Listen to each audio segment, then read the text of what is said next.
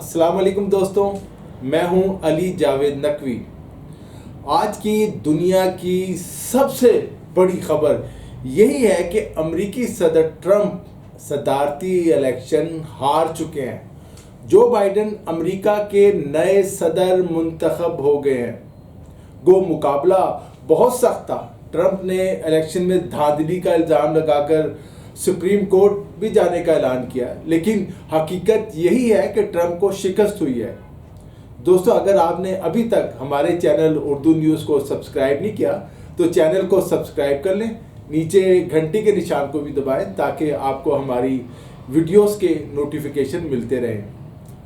امریکی صدارتی الیکشن پہ بات کریں گے، لیکن میں آپ کو اس سے پہلے ایک اپنی کتاب کا تعارف کرا دوں۔ یہ ایک میری کتاب ہے، پاکستان میں امریکی سازشیں۔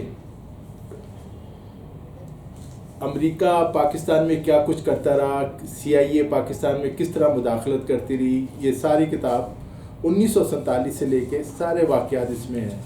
تو اگر آپ کو موقع ملے کسی دن، میں کوشش کروں گا اس کتاب میں سے کچھ اقتباسات جو ہے وہ آپ کے سامنے پیش کروں۔ اس میں دلچسپ ہے کہ ایک آخری چیپٹر ہے، امریکہ کا زوال۔ تو یہ بس امریکہ کا زوال شروع ہو چکا ہے۔ اور اس کے علاوہ یہ کتاب ہے بدماش امریکہ، یہ ایک ترجمہ ہے ولیم بیلم کی کتاب کا۔ امریکہ کی بدماشیوں سے سب واقف ہیں۔ نئے امریکی صدر جو بائیڈن جنوری میں باقاعدہ اپنے عہدے کا حلف اٹھائیں گے۔ امریکہ میں کئی ریاستوں میں شدید کشیدگی کی اطلاعات ہیں، جھڑپیں بھی ہوئی ہیں۔ ٹرمپ کی حمایت اور مخالفت میں مظاہرے شروع ہو گئے ہیں۔ وائٹ ہاؤس کے سامنے بڑی تعداد میں پروٹیسٹ ہو رہا ہے، لوگ احتجاج کر رہے ہیں۔ اسرائیلی حکام اور امریکہ میں متحرک یہودی لابی ٹرمپ کو سپورٹ کر رہی تھی۔ دوسری طرف کالے اور غریب امریکی، جن میں مسلمان بھی شامل ہیں، ان کی اکثریت جو بائیڈن کو سپورٹ کر رہے تھے۔ یعنی ان انتخابات میں یہودی لابی اور اسرائیل ہار گیا ہے، یہودی لابی ہار چکی ہے، اور اپنے حقوق کی آواز بلند کرنے والے کالے جیت گئے ہیں، محروم طبقہ جیت گیا ہے۔ امریکی عوام کی اکثریت ٹرمپ کے ہارنے پر خوش ہے۔ یہ طے ہے کہ ہر امریکی صدر امریکہ کے مفادات اور اپنے عوام کے لیے کام کرتا ہے۔ ہم پاکستانی امریکہ کی ترجیحات میں بہت نیچے ہیں، لیکن ایک بات طے ہے کہ ٹرمپ نے جس طرح دنیا کے نظام کو تہس نہس کیا، اس سے دنیا کا امن خطرے میں تھا۔ بھارت کے ساتھ پینگے، مودی کے ساتھ جپیاں، مسلم ممالک کو دھمکیاں، چین پر حملے کی دھمکی، چینی تجارتی کمپنیوں پر پابندیاں، مشرق وسطیٰ میں اسرائیل نوازی، امریکی سفارت خانہ بیت المقدس منتقل کرنے کا فیصلہ، یہ سب ٹرمپ کے وہ کارنامے ہیں جو ان کی ناکامی اور بدنامی کا باعث بنے۔ صدر ٹرمپ نے دنیا کو ہی نہیں ہلایا، بلکہ امریکہ میں امریکیوں کو بھی آپس میں لڑا دیا۔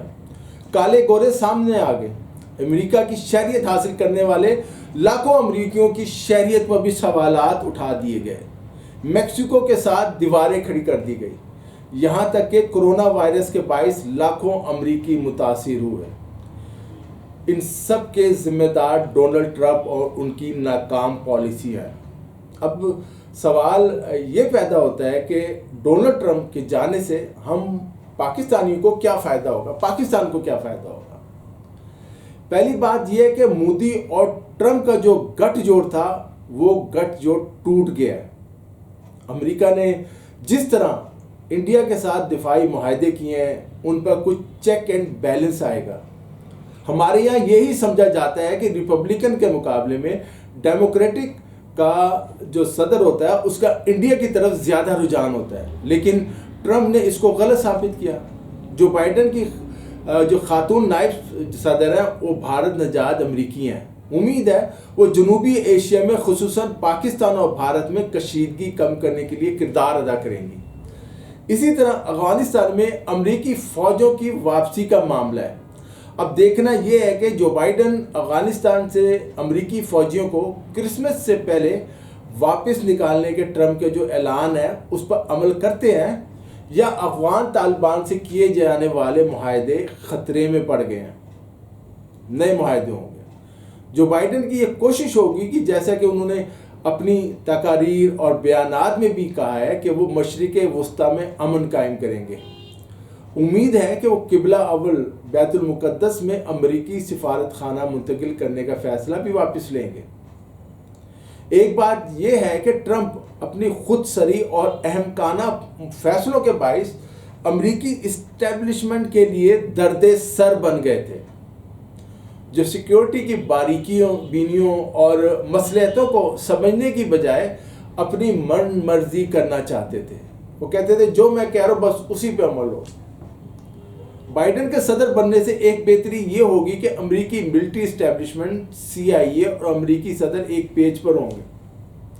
امریکہ کی پالیسیوں میں استحکام آئے گا۔ اس بات کا امکان ہے کہ نئے امریکی صدر افغان طالبان سے کیا جانے والا معاہدہ یکسر ختم تو شاید نہ کریں، لیکن وہ افغان طالبان پر ضرور یہ زور دیں گے کہ وہ افغانستان میں امن کے لیے اپنا مؤثر کردار ادا کریں۔